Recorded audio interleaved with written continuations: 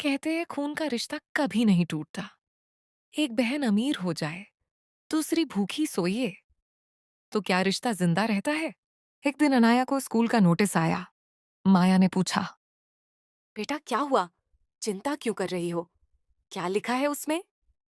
माँ, इसमें लिखा है कि फीस न भरने की वजह से मुझे स्कूल से निकाल दिया गया है।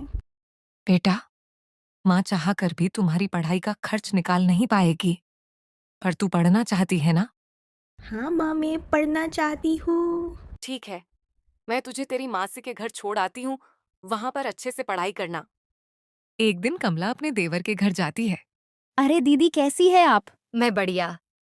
तुम तो जानती हो ना सरस्वती, हमारे गांव में अच्छी पाठशाला नहीं है और अनाया को बाहर गांव भेजने का खर्च हम नहीं कर सकते। आप चिंता क्यों करती है? आप अनाया को मेरे पास रहने दीजिए। यहाँ पर आरती और अनाया दोनों साथ में स्कूल जाया करेंगे और यहाँ पर अच्छे स्कूल भी तो है। वैसे अनाया बहुत होशियार है, इसकी होशियारी का इस्तेमाल हो यही मैं चाहती हूँ। हाँ आंटी, स्कूल में मेरे पूरे नंबर आते हैं और माँ ने मुझे घर का सारा काम भी सिखाया है। अच्छा, अनाया बेटा, इधर आना तो। अगर तुम्हारे पास 5 आम है, अगर तुम्हें उसे 2 बच्चों में बराबर बांटना है तो कैसे करोगी? अनाया सोचने लगती है।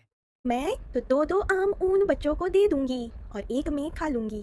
अनाया का ये जवाब सरस्वती को बिल्कुल अच्छा नहीं लगा।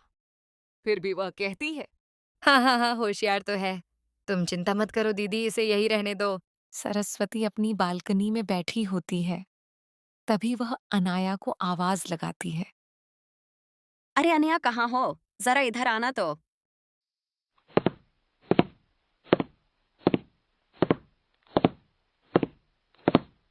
क्या हुआ मासी? मुझे क्यों बुलाया? कुछ काम है? हाँ अनाया, काम करने का बिल्कुल मन नहीं कर रहा। अगर तुम्हें खाना बनाना आता हो तो कुछ अच्छा बना दो मेरे लिए। हाँ मासी, मुझे बहुत अच्छा खाना बनाना आता है। अभी आपके लिए कुछ बना कर लाती हूँ।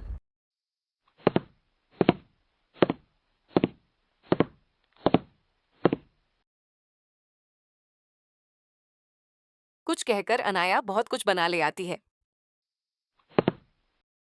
सरस्वती बहुत आनंद लेकर खाना खाती है, जैसे कि उसने इतना स्वादिष्ट खाना कभी नहीं खाया। वह अनाया से कहती है, अरे अनाया, तुम तो बेहद स्वादिष्ट खाना बनाती हो। आज से खाना तुम ही बनाया करो। तुम्हें तो पता है ना कि मैं रोज ऑफिस जाती हूँ। अगर तुम बनाओगी तो रोज अच्छा खाना मिलेगा। हाँ मासी। फिर सरस्वती धीरे धीरे सारे काम अनाया को करने के लिए कहती है। खाना बनाना, बर्तन धोना, सब। एक दिन अनाया उदास होकर घर में इधर उधर घूमती रहती है।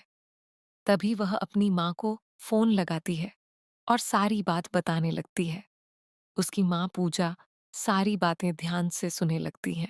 माँ, मासी मुझसे घर का सारा काम करवाती है। खाना बनाना, बर्तन धोना, यह सब मैं करती हूँ।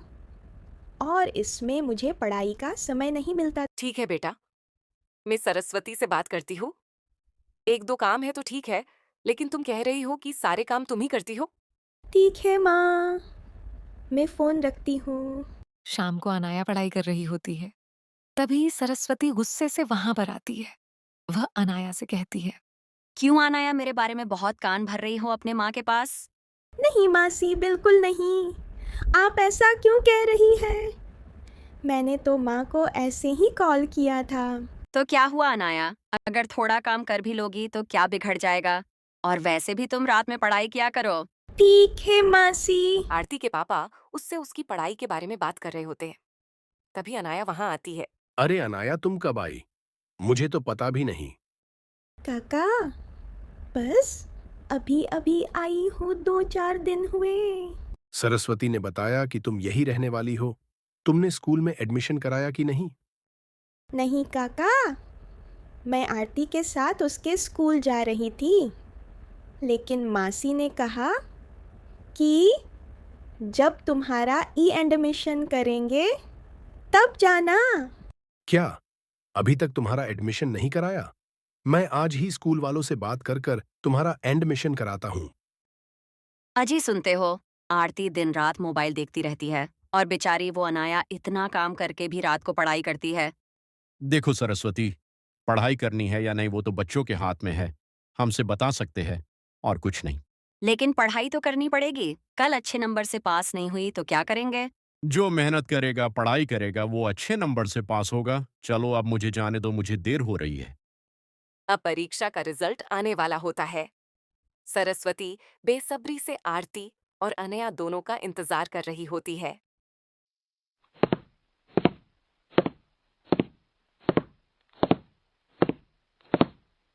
क्या हुआ अनाया आरती? क्या रिजल्ट आया? पास तो हो गई ना आरती तू? माँ, मैंने जो जो पढ़ा था वो तो परीक्षा में आया ही नहीं था। सारे किताब के बाहर के सवाल पूछे गए थे। ये सुनकर सरस्वती को इतना गुस्सा आता है। बेवकूफ लड़की, तुझे मैं क्या पागल लगती हूँ? मुझे लगता ही था तू पढ़ाई नहीं करती थी, तू फेल हो जाएगी। मासी, आप गुस्सा मत कीजिए। वैसे भी मैं पूरी स्कूल में अव्वल आई हूँ।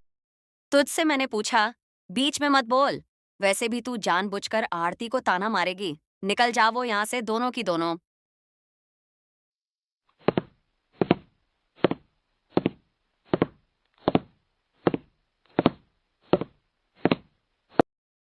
अनाया के पापा घर जा रहे होते हैं, तभी उन्हें एक कॉल आता है। क्या मेरी बात अनाया के पापा से हो रही है? जी बिल्कुल, मैं अनाया का पापा बात कर रहा हूँ। मैं अनाया की स्कूल से उसका प्रिंसिपल बोल रहा हूँ। अनाया पूरे स्कूल में अव्वल आई है। इसी वजह से उसे हमारी स्कूल की ओर से ये मौका मिलता है कि वो 3 साल तक मुफ्त में पढ़ाई कर सकती है। उसका रहने का, खाने पीने का सारा कर स्कूल की ओर से किया जाएगा। अरे वाह, ये तो बहुत खुशी की बात है। आपका बहुत बहुत धन्यवाद। जी बिल्कुल, आप अनाया को लेकर हमारी स्कूल आइए, उसका स्कूल की ओर से सम्मान किया जाएगा। अनया के पापा बहुत खुशी से घर जाने लगते हैं। घर आते ही पूजा से कहते हैं, अरे भाग्यवान, मैंने तुमसे कहा था ना कि हमारी बेटी बहुत होशियार है। एक दिन हमारा नाम रोशन करेगी। हाँ हाँ, लेकिन हुआ क्या? बहुत खुश दिख रहे हो। अरे, हमारी अनाया पूरे स्कूल में अव्वल आई है और स्कूल की ओर से अगले 3 साल तक मुफ्त में पढ़ाई करने को मिलेगी।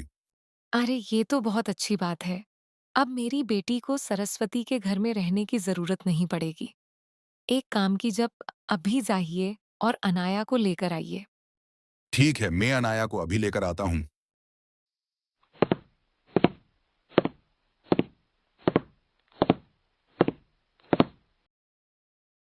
सरस्वती गुस्से में बैठी होती है, तभी अनाया के पापा वहां आते हैं। अरे सरस्वती, मेरी बेटी कहाँ है? तुम्हें पता है, वो पूरे स्कूल में अव्वल आई है। आरती भी तो उसी स्कूल में पढ़ती है। उसका क्या रिजल्ट आया? सरस्वती कुछ कहे, उससे पहले अनाया वहां पर आती है। अरे बाबा, आप यहाँ? और आपने मेरा स्कूल का रिजल्ट देखा? हाँ मेरी बच्ची, रिजल्ट देखने के बाद ही यहाँ पर आया हूँ तुम्हें लेने। अपना जो कुछ सामान है वो पैक करो, हमें निकलना होगा। अरे रे, ये क्या बात हुई? अनाया को क्यों लेकर जा रहे हो? इसके अच्छे नंबर आए हैं, उसे यहीं पर रहने दो। यहाँ पर अच्छे से पढ़ाई करेगी। हाँ सरस्वती, हमने इसे यहाँ रखा था क्योंकि हम इसका पढ़ाई का खर्च नहीं उठा पाएंगे। लेकिन अब अनया को स्कूल वालों की तरफ से मुफ्त में पढ़ाई करने का मौका मिला है, तो फिर तुम लोगों को भी तकलीफ नहीं होगी। फिर अनाया के पापा उसे लेकर चले जाते हैं। सरस्वती को बिल्कुल अच्छा नहीं लगता।